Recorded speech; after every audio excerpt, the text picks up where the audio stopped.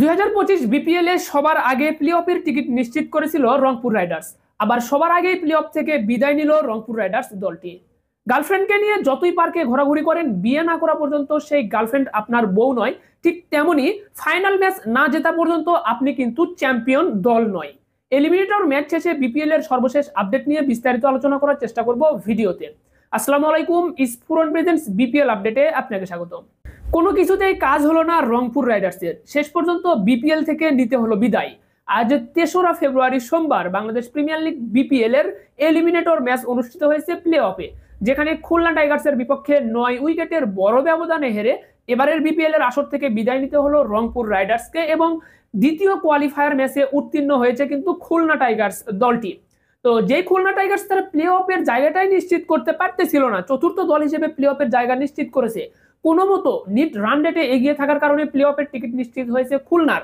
এদিকে রাজশাহী এবং খুলনার পয়েন্ট কিন্তু সমান ছিল, তারপরেও কিন্তু নিট রান রেটে খুলনা এগিয়ে থাকার কারণে চতুর্থ দল হিসেবে প্লে অফের টিকিট নিশ্চিত করেছিল। অথচ রংপুর রাইডার্স যে দলটি কিন্তু এবারের বিপিএলটা শুরু করেছিল একদম স্বপ্নের মতো, একদম কল্পনার বাহিরে, যেমনটি কল্পনাতেও সম্ভব হবে কিনা ঠিক তেমন ভাবে কিন্তু রংপুর রাইডার্স তাদের মিশনটা শুরু করেছিল। বিপিএল এর প্রথম 8 ম্যাচের 8টিতেই জয়, সবার আগে প্লে অফের টিকিট নিশ্চিত করেছিল রংপুর রাইডার্স। গত 17ই জানুয়ারিতে রংপুর রাইডার্স 8 ম্যাচের 8টিতে জয়লাভ করে তারা কিন্তু 16 পয়েন্ট অর্জন করে প্লে অফের টিকিট নিশ্চিত করেছিল। যেই সময় রংপুর রাইডার্স প্লে অফের টিকিট নিশ্চিত করেছিল সেই সময়ে খুলনা টাইগার্সের পয়েন্ট ছিল মাত্র 4 পয়েন্ট। যখন খুলনা টাইগার্সের ঠিক সেই সময়ে 16 পয়েন্ট নিয়ে কিন্তু প্লে অফের টিকিট নিশ্চিত করেছিল রংপুর রাইডার্স দলটি। শেষ মুহূর্তে এসে কি হলো, এলিমিনেটর ম্যাচে জায়গা পেল রংপুর প্রথম 8টা ম্যাচ জেতার পরে পরবর্তীতে গ্রুপ পর্বের 4টি ম্যাচের 4টিতেই হেরেছিল, যার মাঝে দুর্বার রাজশাহীর কাছে টানা 2 ম্যাচের 2টিতেই হেরেছিল।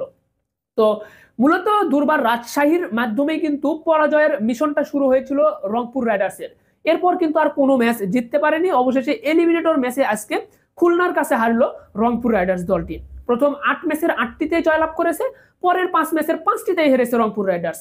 প্রথম 8 ম্যাচ জিতে যে আশাটা জাগিয়েছিল রংপুরের ক্রিকেট সমর্থকদের মাঝে, রংপুরের যে মানুষগুলো ক্রিকেট বুঝতেও না তারাও এই রংপুর রাইডার্স দলটিকে নিয়ে কিন্তু আশায় বুক বেঁধেছিল যে রংপুর রাইডার্স এবারের বিপিএল এর ফাইনাল অবধি অন্তত যাবে, অথবা ট্রফিটাও হয়তো বা তারা নিজেদের ঘরে নিয়ে আসতে পারবে। রংপুরের মানুষ বিপিএল এর ট্রফি দেখার জন্য মুখ নিয়ে বা আশায় বুক বেঁধেছিল এবারের দলটিকে নিয়ে, কারণ তারা যেভাবে এবারের মিশনটা শুরু করেছিল এমনটি কিন্তু আশা করাই যায়।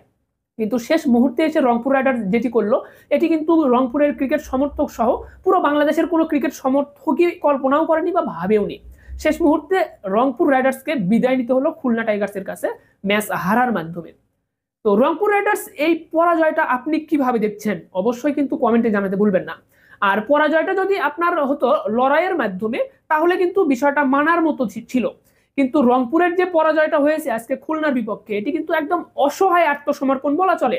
অসহায় আত্মসমর্পণ বলতে পারেন খুলনা টাইগার্সের বিপক্ষে রংপুরের আজকের এই ম্যাচের পারফরমেন্সটা, যেখানে Andre Russell, Tim David, James Vince এই 3জন বিদেশি খেলোয়াড়কে তড়িঘড়ি করে আইএল টি20 থেকে নিয়ে এসে এখানে ম্যাচের সুযোগ দেওয়া হলো। তারা কিন্তু কোনো আউটপুট দিতে পারেনি, তারা কিন্তু মাঠে কোনো পারফরমেন্স করতে পারেনি। তাদের যে দায়িত্ব মনে করে তাদেরকে নিয়ে আসা হয়েছিল তার কিন্তু ছিটে ফোটাও তাদের মাঝে পাওয়া যায়নি। তো আমরা চলুন এক নজরে দেখে নেই এই ম্যাচে রংপুরের খেলোয়াড়দের কার পারফরমেন্স কেমন ছিল, খুলনার খেলোয়াড়দের মাঝে কার পারফরমেন্স কেমন ছিল। অবশ্যই ভিডিওতে একটি লাইক দিয়ে চ্যানেলটি সাবস্ক্রাইব করবেন, ফেসবুক পেজটি ফলো দিতে ভুলবেন না। বিপিএল এর সর্বশেষ আপডেট সহ আসছে চ্যাম্পিয়ন্স ট্রফির সর্বশেষ আপডেট সবার আগে। বিপিএল এর উন্মাদনা বাড়াতে স্ফুরন দিচ্ছে আকর্ষণীয় অফার। 2025 বিপিএল এ যে কোনো দলের অফিসিয়াল ডিজাইনের প্রিমিয়াম কোয়ালিটির জার্সিগুলো স্ফুরন থেকে কিনতে পারবেন সুলভ মূল্যে। একমাত্র আমরাই দিচ্ছি 180 জিএসএম এর প্রিমিয়াম কোয়ালিটির হাফ হাতা জার্সি 390 টাকায় এবং ফুল হাতা জার্সি 430 টাকায়। সাথে জার্সিতে নাম ও নাম্বার লেখা একদম ফ্রি। একই সাথে 5টি জার্সি অর্ডার করলে সারা বাংলাদেশে হোম ডেলিভারি চার্জ সম্পূর্ণ ফ্রি। অফারটি চলবে সীমিত সময়ের জন্য, তাই ঘরে বসে বিপিএল এর জার্সি কিনতে এখনই যোগাযোগ করুন স্ক্রিনে দেওয়া নম্বরে, অথবা ভিজিট করতে পারেন স্ফুরনের অফিসিয়াল ফেসবুক পেজ। তো যাই হোক, চলুন আমরা এখন দেখে নেওয়া যাক যে পারফরমেন্সটা কেমন ছিল। তো এখানে আজকের ম্যাচে এলিমিনেটর ম্যাচ অর্থাৎ দিনের প্রথম যে ম্যাচ দুপুর 1:30 মিনিটে শুরু হয়েছিল, এই ম্যাচে কিন্তু টস জিতেছিল রংপুর রাইডার্স। টস জিতে ব্যাট করার সিদ্ধান্ত নেয় এবং টস জিতে ব্যাট করার সিদ্ধান্ত নেওয়াটাই যেন তাদের কাল হয়ে দাঁড়িয়েছিল। তো মূলত এখানে দেখতে পাচ্ছেন রংপুর তাদের প্রথমে ম্যাচ ওপেন করতে এসেছিল এখানে কিন্তু সৌম্য সরকার এবং জেমস ভিন্স। তো তাদের মাঝে কিন্তু কোনো পার্টনারশিপ আমরা দেখতে পাইনি। জেমস ভিন্স তিনি 7 বলে 1 রান করেছেন, 1 রান করে কিন্তু নাসুম আহমেদের বলে আউট হয়েছেন। নাসুম আহমেদই বল করেছেন, নাসুমি ক্যাচ ধরেছেন। জেমস ভিন্স মাত্র 1 রান করেছেন 7 বল খেলে। তো এরপর দেখতে পাচ্ছি সৌম্য সরকার যিনি কিন্তু এখানে দেখতে পাচ্ছেন যে 0 রানে আউট হয়েছেন। সৌম্য সরকার 0 রানে আউট হয়েছেন, এখানে রান আউট হয়েছেন। মূলত সৌম্য সরকার এখানে রান আউট হয়েছেন। তো সৌম্য সরকার কোনো বল ফেস করতে পারেনি। তো আফসোস হয়ে থাকবে সৌম্য ক্রিকেট ফ্যান যারা, সৌম্য সরকারের যারা ফ্যান বেজ রয়েছেন, তারা আজকের মতন একটি ম্যাচে সৌম্য সরকারের পারফরমেন্স দেখতে পারেননি। এটি কিন্তু আসলে হতাশার একটা বিষয়। এরপর দেখতে পাচ্ছি সাইফ হাসানকে 10 বলে মাত্র 4 রান করেছেন। এরপর আমরা দেখতে পাচ্ছি এখানে শেখ মাহেদি 10 বলে 4 রান করেছেন। এরপর দেখতে পাচ্ছি আমরা এখানে মোহাম্মদ সাইফ উদ্দিনকে 8 বলে 8 রান করেছেন। দেখতে পাচ্ছি এখানে আমরা wicket keeper batsman Nurul Hasan সোহানকে 25 বলে 23 রান করেছেন।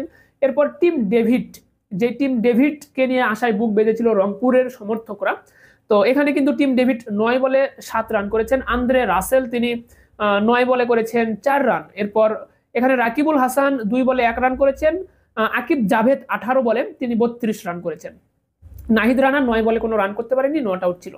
তো মূলত আপনার এখানে প্রথম উইকেটের শিকারটা ঘটে 0 রানে। রংপুরের প্রথম উইকেটটা পড়েছিল এখানে 0 রানে প্রথম উইকেটের পতন ঘটে মাত্র 2 বলে। সৌম্য সরকারের উইকেট হারায় রান আউটের মাধ্যমে।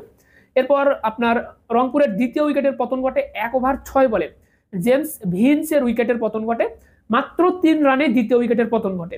এরপর তৃতীয় যে উইকেটটা পড়েছে সেটি মাত্র 7 রানে এখানে আমরা দেখতে পাচ্ছি শেখ মাহেদির যে উইকেটটার পতন ঘটেছে এখানে। এরপর কিন্তু আমরা দেখতে পাচ্ছি চতুর্থ উইকেটের পতন ঘটে সাইফ হাসানের যে উইকেটটা, এটা 4 ওভার 4 বলে। চতুর্থ উইকেটের পতন ঘটে মাত্র 13 রানে। এরপর 15 রানে আবারও পঞ্চম উইকেটের পতন ঘটে মোহাম্মদ সাইফ উদ্দিন, 5 ওভার 2 বলে সাইফ উদ্দিনের উইকেটের পতন ঘটেছে। এরপর টিম ডেভিড 32 রানে ষষ্ঠ উইকেটের পতন ঘটে, যেখানে টিম ডেভিডের উইকেটটি হারাতে হয় রংপুর রাইডার্সকে 8 ওভার 2 বলে। এরপর আন্দ্রে রাসেল 50 রান যখন রংপুরের খাতায়, তখন কিন্তু আন্দ্রে রাসেলের উইকেটটা হারাতে হয়, সপ্তম উইকেট ছিল এটি।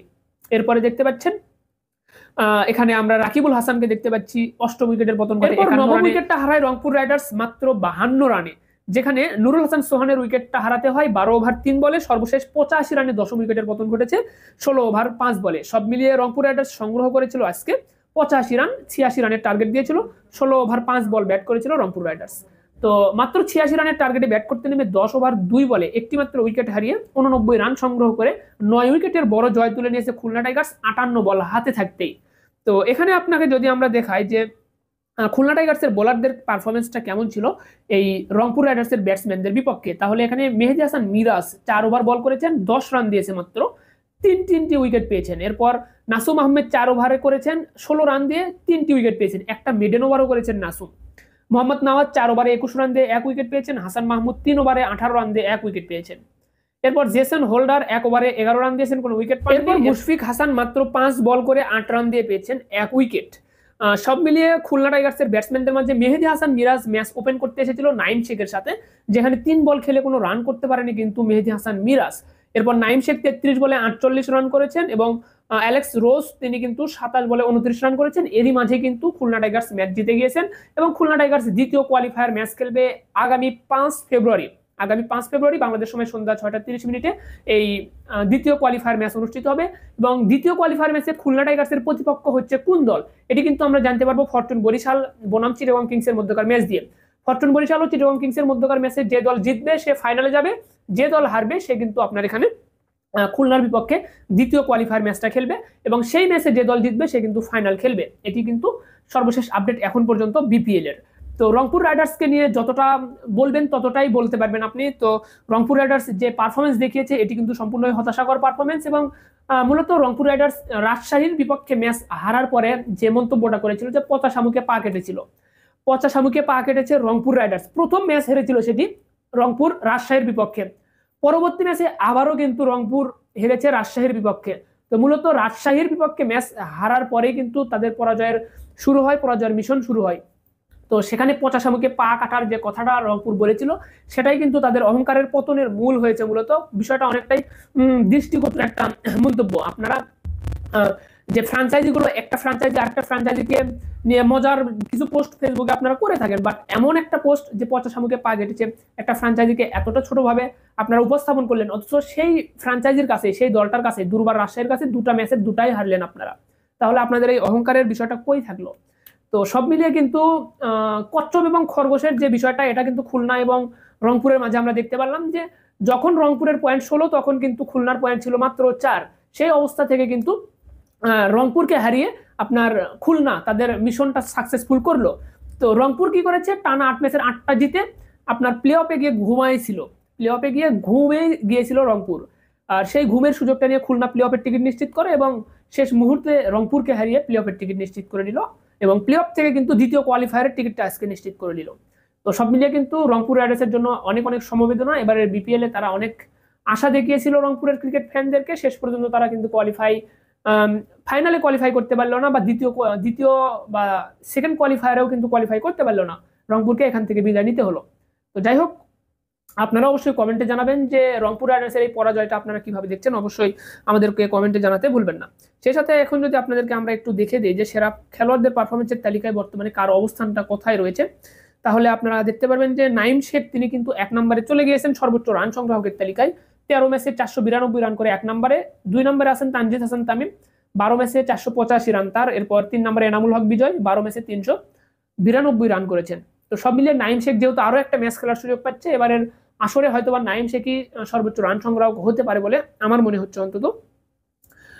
এরপর যদি আমরা সর্বোচ্চ উইকেট শিকারী খেলোয়াড়দের তালিকা দেখি, তাহলে 3 নম্বরে রয়েছেন আকিব জাভেদ, 11 ম্যাচে 20 উইকেট পেয়েছেন, রংপুরের খেলোয়াড় তিনি। 2 নম্বরে ফাহিম আশরাফ, 11 ম্যাচে 20 উইকেট পেয়েছেন, বরিশালের খেলোয়াড়। 1 নম্বরে তাসকিন আহমেদ, তিনি 12 ম্যাচে 25টা উইকেট পেয়ে 1 নম্বরে রয়েছেন। শেষ পর্যন্ত হয়তোবা তাসকিন আহমেদই থাকবেন এবারের আসরের সর্বোচ্চ উইকেট শিকারী বোলার। তো দেখা যাক শেষ পর্যন্ত কে হয় সর্বোচ্চ উইকেট শিকারী খেলোয়াড়। তো অবশ্যই আপনারা কিন্তু আপনাদের মূল্যবান মন্তব্য কমেন্টে জানাতে ভুলবেন না। ধন্যবাদ সকলকে, ভালো থাকবেন সবাই, দেখা হচ্ছে পরবর্তী ভিডিওতে। আসসালাম।